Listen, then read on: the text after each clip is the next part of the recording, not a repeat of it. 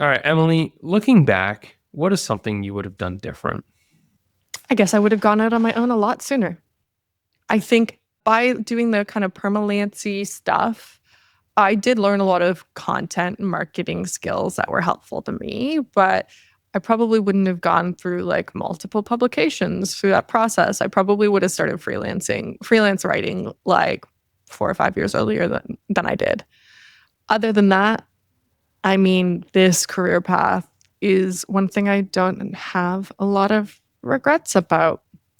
I moved pretty aggressively in a way that I like. But yeah, I wish I could have been making a lot more money sooner and freer and maybe arrived to where I am now, which is a place I'm very happy with, even sooner than I did.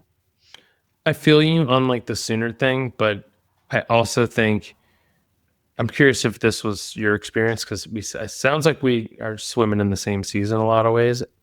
I always told myself for years I was like, one day, like I'm gonna start getting a couple clients on the side, and then I'll kind of maybe I'll go out on my own. Like you kind of just like in your head, you tell yourself it's gonna happen, and then it kind of just doesn't happen. Personally, I was laid off from my job, and then I was like forced into figuring something out. And for me, the fastest path to providing for my family was go figure out solopreneurship. Go applying and competing with 2,000 people to go get a job in marketing was like not something that, I was just like, I'm not going to play that game. This Yeah. seems like a way more viable opportunity. So I kind of always told myself it would happen sooner, but I also think at the same time, it's like, well, it kind of happened right on schedule for me as much as, and I'm curious if did you go through that? You were like, I'm going to start freelancing and then just never. No, I like started freelancing because somebody told me they wanted to hire me to like do a freelance job. There's somebody who I had applied for a full-time job with in content marketing. I later found out that this person did not hire me into that role because it was a toxic work environment. And she had read a personal essay of mine and she saved me from that. Yeah, but she did hire me for some freelance work and she did send me emails telling me to charge more. And she's like the patron saint of my career. But I think what was missing for me wasn't that I was sitting there thinking about it and not doing it. It was that I had had such an issue with being an employee and I had been so bad at being an employee in certain ways that I thought if I can't hack this, there's no way I could do something of my own, right? Because I'd formed these beliefs that I was lazy and kind of incompetent and I was missing something that other people had. Turns out I was just in playing the wrong game, and I'm definitely neither lazy nor incompetent. I'm happy to have learned, but I only learned that by accident. And I guess when I say I wish I'd done it sooner, I'm also saying I wish that I had known how much better it would be, but I didn't. I had the entrepreneurial spirit from a very young age, but by the time I was, in my mid 20s, I thought I was just busted. So it didn't occur to me to go it on my own. So that was the turning point for you, is that you applied for a job and this woman was like, we'll go freelance. Like, I'll instead of giving you the Thought job. leadership is And, what I ended up working on. Yeah. and was that the moment for you where you were like, oh, Hey, this is a lot of money and not very much time.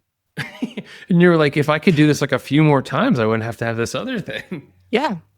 Yeah. I guess this is late in the party for me to be like revealing this nugget. But yeah, it was like this one person. I think I did an interview and like a test assignment. And I since have met several people whose lives have just been bedazzled by this woman. She's Vancouver local and now she does like leadership workshops and stuff. And she, as far as I know, she's very successful at it, making buckets of money.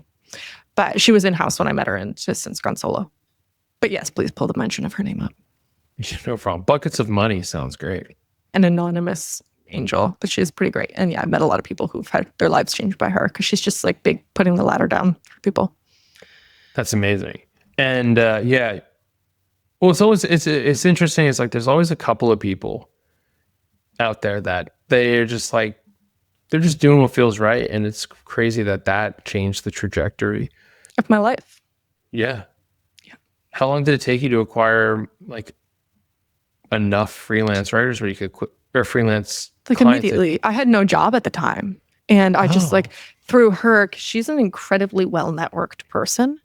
I just kept getting, I really like, I got a ton of, because this person was so well networked, I got a ton of referrals through them and then referrals from the people they were connected with. And My business relied on that until I hit a wall and I realized I couldn't rely 100% on referrals. And that's when I became an outbound person, an aggressive outbound person, and started building up my LinkedIn presence. But prior to that, I hadn't had a social media presence at all. And I was running a freelance business just from my email. And then you started going outbound, like Outbound and LinkedIn at the same time. Yeah. And outbound was a huge part of my strategy, and it saved my business at the top of 2023.